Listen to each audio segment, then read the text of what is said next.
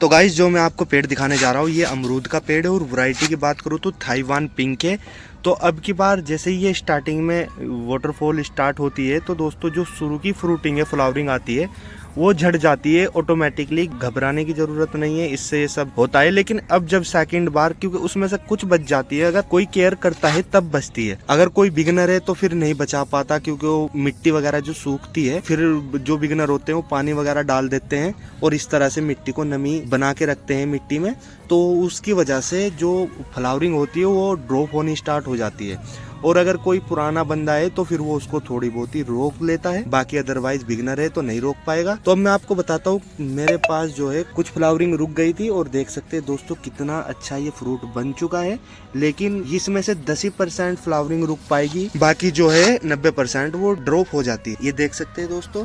लेकिन इसके साथ साथ ही मैं आपको एक और दिखाता हूँ, ये फ्लावरिंग आनी स्टार्ट हो चुकी है, देख सकते हैं आप। लेकिन ये ड्रॉप नहीं हो, अगर आप पानी ज्यादा डालते हैं पहली बात तो, अदरवाइज आपको पानी की जरूरत नहीं पड़ेगी क्योंकि बरसात लग चुकी है। तो थोड़ा बहुत ही अगर आपको जरूरत पड़े तो डाल सकते हैं। लेकिन फ्लावरिंग जो है आप इस टाइम पे, जैसे ये फ्लावरिंग है, या तो आप इससे पहले इसमें जो खाद वर्मी कंपोस्ट वगैरह होता है वो रला दें। पहले इस तरह से मिट्टी गुला दें। मिट्टी जैसे ही आपने गुला दी उस पे 1 दिन की धूप लगाए। फिर जैसे दूसरा दिन होता है उसमें आप लगभग 500 ग्राम वर्मी कंपोस्ट और 200 ग्राम बोन मील और 200 ग्राम नीम खली, नीम खली जरूर ऐड करें, क्योंकि उससे जो आपका मिट्टी में फंगस लगने की खतरा होता है वो टल जाता है। तो दोस्तों नीम खली का आप जरूर इस्तेमाल करें। और स्प्रे की इसमें कोई खास जरूरत नहीं होती। अगर आपको इल्ली वगैरह, पत्ते वगैरह कहीं से, जिस तरह यहाँ से पत्ता है ये आपको कटा हुआ दिखाई देता है तो फिर इल्ली का इफेक्ट पड़ता है। लेकिन उसमें फिर आप नीम ऑयल का स्प्रे कर सकते हैं, बट बस अदरवाइज जरूरत नहीं पड़ती, क्योंकि इस पे इल्ली भी इतनी कोई खास नहीं लगती। लेकिन इसमें आपको जितने भी आपको ये दिखाई दे रही होगी फ्लावरिंग, ये अब की बार फ्रूट में कन्वर्ट हो जाएगी। ये देख सकते हैं दोस्तों कितनी ज्यादा बम्पर फ्लावरिंग हो रही है और अभी और भी स्टेम निकलेगी। जैसे मैं आपको बता दूं, नीचे से अभी स्टेम निकल रही थी, ये देख सकते हैं आप। लेकिन मैं इसको तोड़ दूंगा, यहाँ पे हल्की सी आपको दिखाई देगी ये वाली। तो इसको इस तरह से अगर ज्यादा नीचे है तो आप तोड़ दे, रखना चाहते तो रख भी सकते हैं, आपकी मर्जी है। लेकिन ये देख सकते हैं दोस्तों हमारे जो फ्रूट है उनका साइज देख सकते हैं कितना अच्छा है। और इधर भी देख सकते हैं दोस्तों, ये फ्लावरिंग यहाँ पे है। हर स्टेम पे आपको फ्लावरिंग देखने को मिल जाएगी।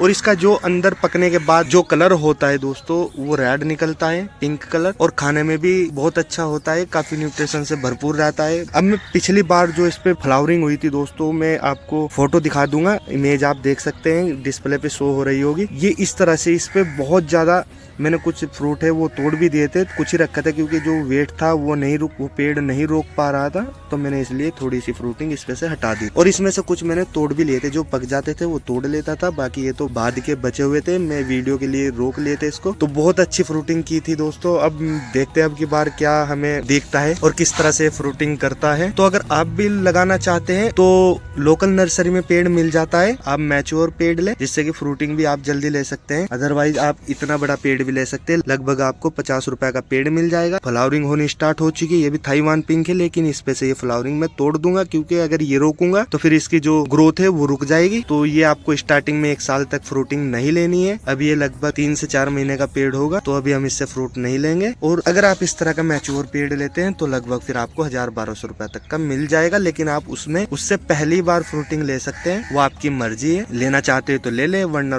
6 महीने रुक के फिर भी ले सकते हैं। इस पे फ्रूटिंग होती रहती है परमानेंट, लगभग 2 बार ये साल में 2 से 3 बार फ्रूटिंग कर देता है, अगर आप बिगनर नहीं है तो। और दोस्तों जैसे आप इतना बड़ा पेड़ लाते हैं, जैसे कि आपको ये दिखाई दे रहा होगा, तो इसकी मिट्टी कैसे बनाए? इसमें मिट्टी बनाने 50% नॉर्मल मिट्टी, 50% गोबर की खाद, एक तो मिश्रण ये होता है। और दूसरा मिश्रण ये होता है 30% वर्मी, 50% नॉर्मल मिट्टी, 30% वर्मी कंपोस्ट, 20% कोकोपीट, थोड़ा सा बोन मील, थोड़ी सी नीम खली। ये इस तरह से मिट्टी का मिश्रण आप बना सकते हैं। बहुत से भाई बोलते हैं तो महंगी पड़ती है इस तरह से मिट्टी, तो आप जो पहले वाला बताया वो मिट्टी का मिश्रण बना सकता है, वो भी अच्छा आप बना सकते हैं, वो भी बहुत अच्छा मिश्रण होता है, उसमें बहुत अच्छे सर्वाइव कर लेता है ये पेड़। तो आप इस टाइम देख सकते हैं दोस्तों, मैं आपको एक इसमें बता देता हूँ, ये यहाँ पे जो थी इसकी आप देखे गौर से, ये यहाँ पे इसकी 3 ब्रांचेस थी, तो मैंने यहाँ से एक इसको कट कर दी थी। ये देख सकते हैं, आपको पूरा पेड़ हिलता दिखाई देगा, देख सकते हैं।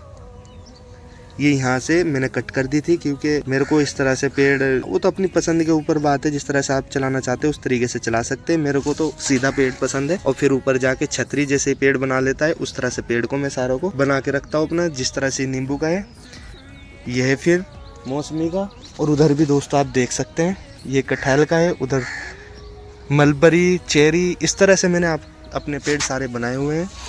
यह अनार का लगाया हुआ है।